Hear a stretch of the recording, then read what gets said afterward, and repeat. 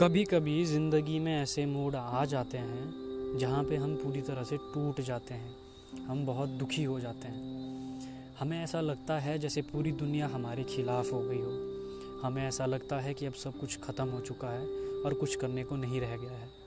सबसे बुरी बात तो ये है, जब भी हम ऐसी सिचुएशन में फंस जाते हैं तो हमारी सोचने और समझने की एबिलिटी कम हो जाती है, बहुत ही कम। उस सिचुएशन से निकलने के लिए जो एफ़र्ट लगता है, हम वो भी करने के लायक नहीं रह जाते हैं। लेकिन अगर आप एक ऐसे व्यक्ति हैं जो उस सिचुएशन से निकलना चाहता है और उस सिचुएशन से निकलने के लिए एफ़र्ट करना चाहता है, तो हमें क्या करना चाहिए? सबसे पहले तो हमें प्रॉब्लम को समझना चाहिए, क्योंकि जब आप प्रॉब्लम को समझते हैं, प्रॉब्लम के रूट कॉज को समझते हैं, तो आपके थॉट्स में क्लैरिटी आती है। और जब आपके थॉट्स में क्लैरिटी आती है तो आपके इमोशंस में भी क्लैरिटी आती है।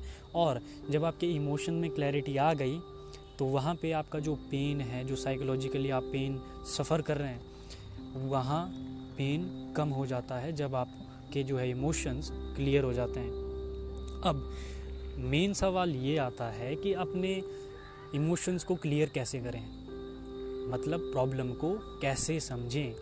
प्रॉब्लम को समझने का सबसे पहला पड़ाव ये है कि जब आपको चोट लगती है फिज़िकली, तो हम ये एक्सपेक्ट नहीं करते कि वो हमारी चोट आधे घंटे में ठीक हो जाएगी। उसे ठीक होने में टाइम लगता है, आपको पट्टी करनी पड़ेगी, दवाइयाँ लेनी पड़ेगी। वैसे ही जब आप साइकोलॉजिकली जब आपको चोट लगती है तो वो भी एकदम से ठीक नहीं होती है। उस वक्त पे हमारे इमोशंस और हमारे थॉट्स के बीच में लड़ाई चलती है। तो जब लड़ाई चलती है तो वो लड़ाई होती है मी वर्सेस मी, मतलब आपकी दो उंगलियां आपस में लड़ रही हैं। जीते कोई भी, लेकिन हार दोनों की होगी, चोट आपको ही आएगी। वैसे ही आपको ये समझना है कि साइकोलॉजिकली अगर आपको चोट लगी है तो आपको टाइम लगेगा ठीक होने के लिए। आपको खुद को टाइम देना पड़ेगा। आपको ये समझना पड़ेगा कि इस सिचुएशन से मैं निकल जाऊंगा और इसके लिए मुझे थोड़ा सा टाइम देना पड़ेगा खुद को। जब आप खुद को टाइम देंगे तो आप एंड में रियलाइज़ करेंगे, जब आप उस सिचुएशन से निकल चुके होंगे तो आप रियलाइज़ करेंगे कि मैं कितना बेवकूफ़ था जो इतनी छोटी सी बात पे नाराज़ या दुखी हो गया था किसी से। फॉर एग्ज़ाम्पल, जब हम बचपन में खिलौनों के लिए दुखी होते थे और सैड होते थे, अगर हम उसको आज देखें तो आज हमारे जीवन में वो चीज़ मायने नहीं रखती है।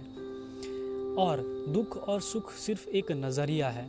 हो सकता है दूसरा व्यक्ति जिसकी कॉन्शियसनेस का लेवल आपसे ज़्यादा है, वो व्यक्ति आपके दुख को देख के हंस पड़े, क्योंकि उसके लिए लाइफ में वो चीज़ मैटर करती ही नहीं है। आपको कोई कुछ बोलता है, गलत बोलता है, आप दुखी हो जाते हैं, इसका मतलब आपकी चेतना का स्तर छोटा है।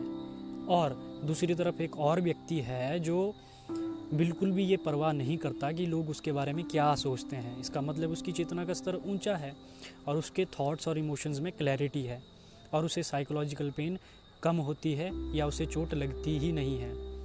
इस तरीके से जब आप प्रॉब्लम को समझते हैं और अपने थॉट्स और इमोशंस को क्लियर करते हैं, तो जब आप उस सिचुएशन से निकल जाएंगे तो आप एक बेटर और एक वाइज पर्सन बन के निकलेंगे।